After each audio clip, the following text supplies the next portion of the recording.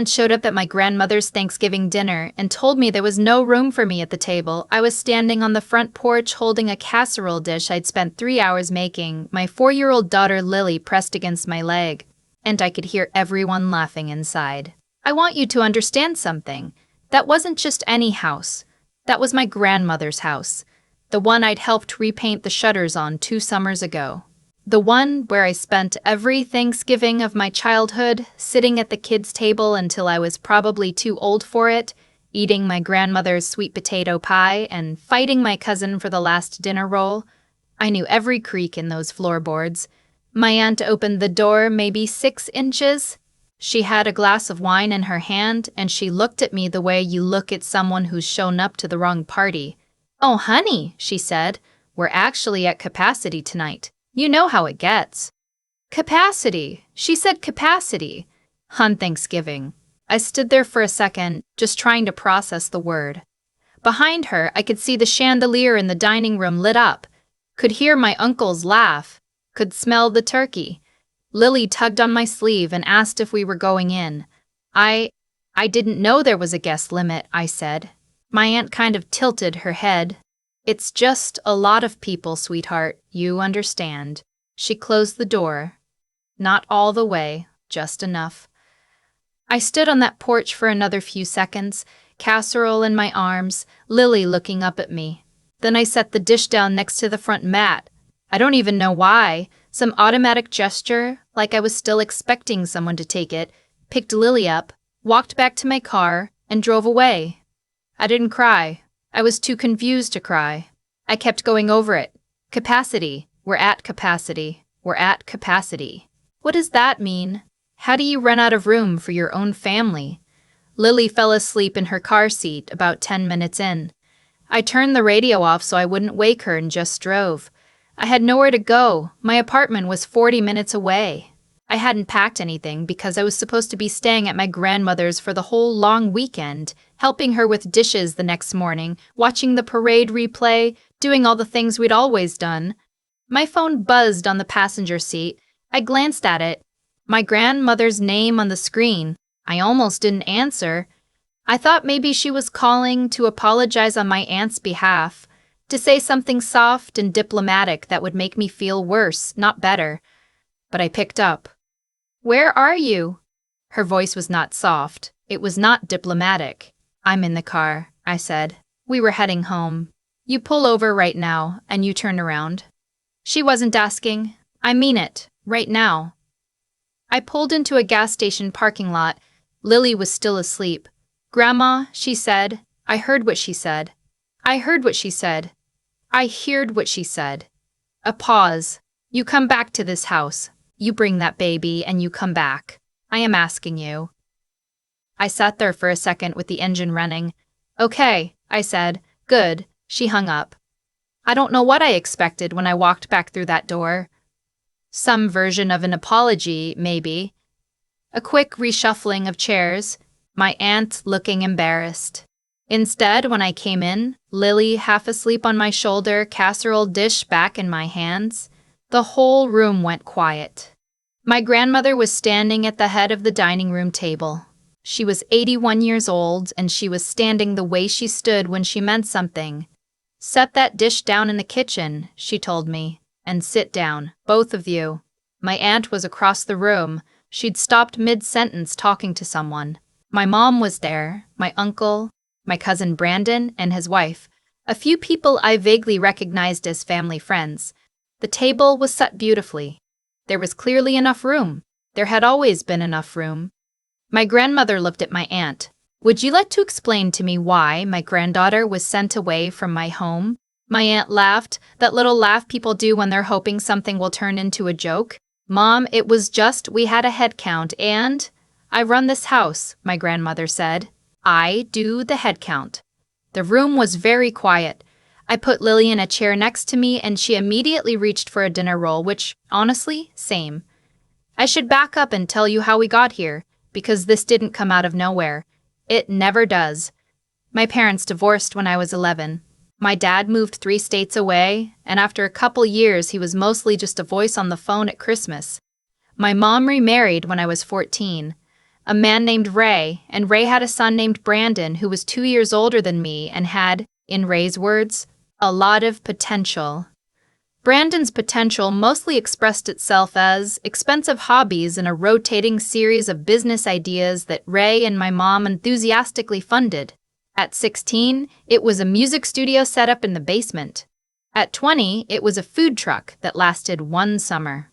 At 25, it was a dropshipping company that I still don't fully understand. I, meanwhile, took out student loans, worked 30 hours a week through college, got my degree in accounting, passed my CPA exam on the first try, and got a job at a firm in the city. When Lily was born, her dad and I had already ended things by then. He's not a bad person, it just didn't work. I did what I'd always done. I figured it out. My grandmother had always seen this. She was my mother's mother, not connected to Ray or Brandon by blood, and she had a clarity about her that comes from having lived long enough to see through people.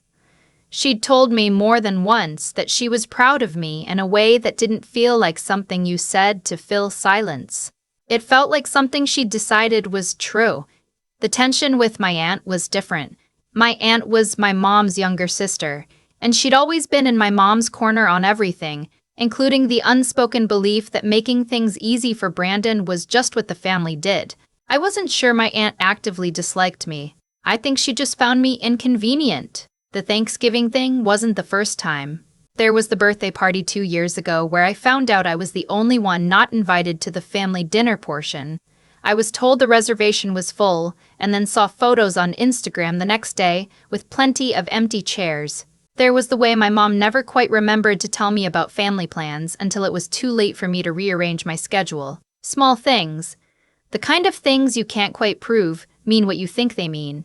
But being turned away at the door on Thanksgiving with my daughter from my grandmother's house, that one I couldn't explain away. My grandmother served dinner. She was precise about it, going around the table with the same calm she brought to everything. She asked Lily about preschool. Lily told her about a turtle they had in the classroom named Sheldon. My grandmother said Sheldon was an excellent name for a turtle. The adults around the table made small talk with the careful energy of people pretending nothing had happened. My aunt refilled her wine twice. After the pie, my grandmother's sweet potato pie, which she taught me to make and which my aunt had never shown any interest in learning, my grandmother stood up and said she needed to speak with everyone. I've been putting something off, she said.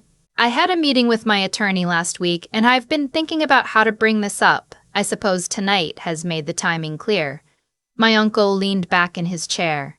Brandon's wife put her fork down. Most of you know that when Harold passed, my grandfather, 6 years ago, he and I had a plan for this house and everything in it. I've been revisiting that plan. My aunt started to say something, and my grandmother held up one hand. I'd like to finish. She sat back down. She looked at me. I've watched you for 30 years, she said. I've watched you take care of yourself when no one else did. I've watched you take care of that little girl.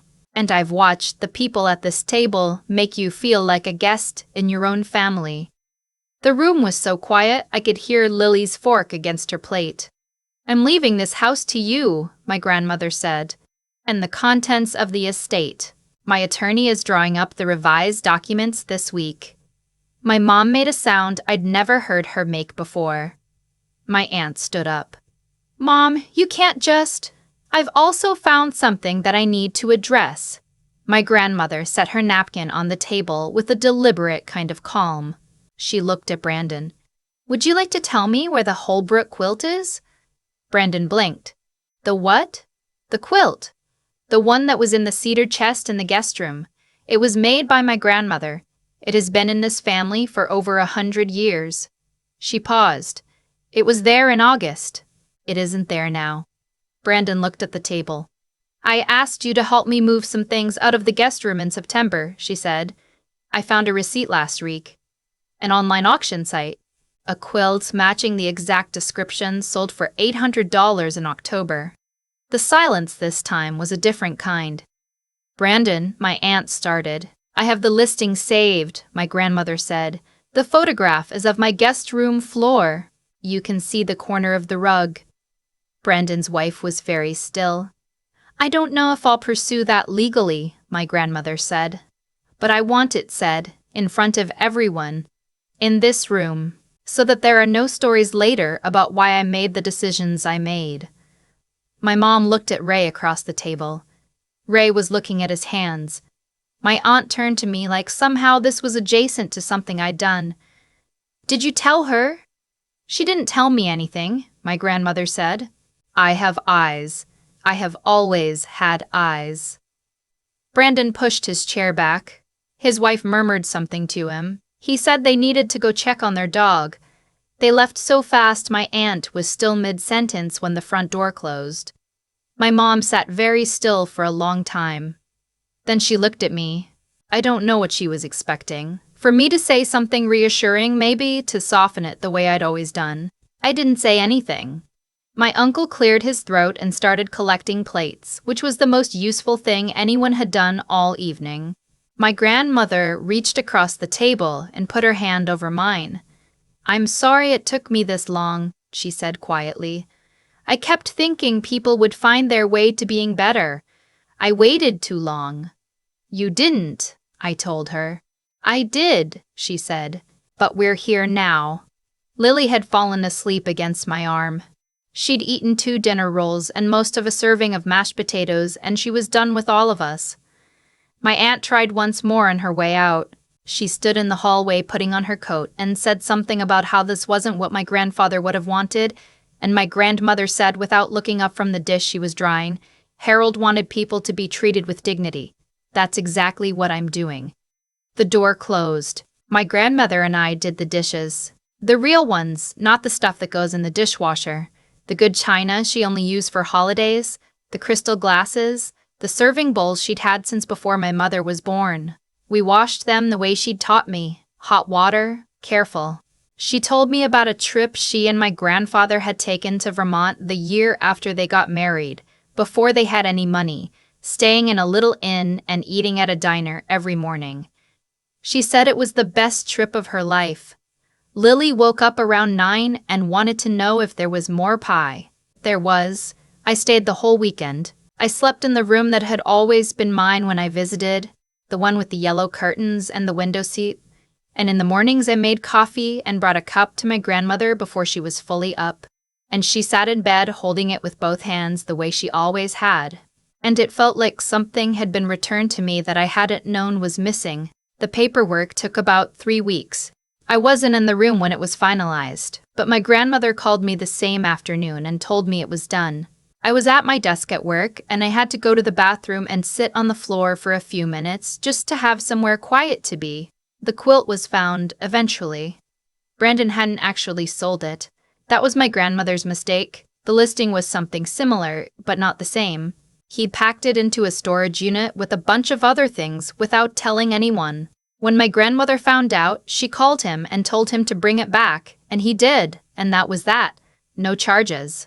She said she'd made her point. My mom and I didn't talk much through December. We texted a little, surface things. How was work? How was Lily? She called on Christmas morning and talked to Lily for about 20 minutes about what Santa had brought, and I sat in the kitchen listening and felt something complicated that I didn't try to name. She and I are still finding our way. I think we will. I think she knows some things she didn't let herself know before, and that's a hard adjustment, and I'm trying to give her room for it. That's all I can do. What I know is this. I pulled into my grandmother's driveway for Christmas that year. Just the 2 of us, Lily and me. And the porch light was on and there was a wreath on the door, and my grandmother was already opening it before I turned the engine off. That porch. The same one where I'd been turned away 6 weeks earlier. Lily ran up the steps, and my grandmother caught her and held on, and I stood at the bottom for just a second and looked at the house with all its lights, and I thought, this is mine now, not just legally. It had always been mine in the way that matters, in the way that a place is yours because someone made you feel like you belonged in it. I walked up the steps, I went inside, and the door stayed open. I've thought a lot about what made that Thanksgiving different from all the ones before it. Not just the ending, the whole thing. Because the truth is, What happened in my grandmother's dining room didn't come out of nowhere. It was the result of a long time of choices. Everyone's choices, mine included. My aunt didn't decide on a whim to turn me away at the door. That kind of thing builds. It builds from years of small permissions, small moments where someone in a family decides that one person matters a little less and no one says anything, and then it just becomes the way things are. I let it become the way things were. I kept showing up anyway, casserole in hand, telling myself it wasn't that bad, telling myself I was being too sensitive. That wasn't strength. That was me making myself easier to dismiss. Brendan didn't take that quilt because he was some cartoon villain. He took it because he'd spent his whole life learning that things would be handed to him and there would be no real reckoning. Every business that got funded, every mistake that got covered, it all pointed in the same direction, not toward character, away from it. And I think somewhere in him, he knew the difference between what he'd built and what I had, and that knowledge curdled into something ugly. That's what happens when someone is insulated from the consequences of their own choices for long enough. They stop believing consequences exist. My grandmother had been watching all of this for years. She told me she'd been waiting for people to find their way to being better. I understand that impulse. I've had it myself, with my mom, with the whole situation. But my grandmother also understood something I'm still learning. Waiting too long to say a true thing out loud isn't kindness. It's just delay. The truth doesn't get softer with time. And sometimes the longer you wait, the more it costs everyone. What she did at that table took courage. Real courage. Not the dramatic kind, not the kind that comes easily, but the kind where you have to look at people you love and tell them something they don't want to hear, in public, with no way to take it back. She was 81 years old and she did it anyway. That's what integrity looks like when it's not performed for anyone. It just looks like a woman sitting at the head of her own table, saying the true thing. I think about Lily a lot in all of this. She's 4. She doesn't understand what happened that night. But she will, eventually. And what I want her to understand is not that people who treat you badly get punished. That's not a lesson I can promise is always true. What I want her to understand is that how you build your life matters. That doing the actual work, taking the actual responsibility, asking for help when you need it, and carrying your own weight when you don't, that's not the boring version of a life. That is the life. Everything else is just decoration. I didn't get my grandmother's house because I deserved a reward. I got it because she saw clearly, and she was brave enough to act on what she saw. Those are two different things. But I want to be the kind of person who earns both. Who lives in a way that, if someone is watching closely, they don't have to squint to see who I really am. The door stayed open that Christmas. I'm going to keep making sure it does.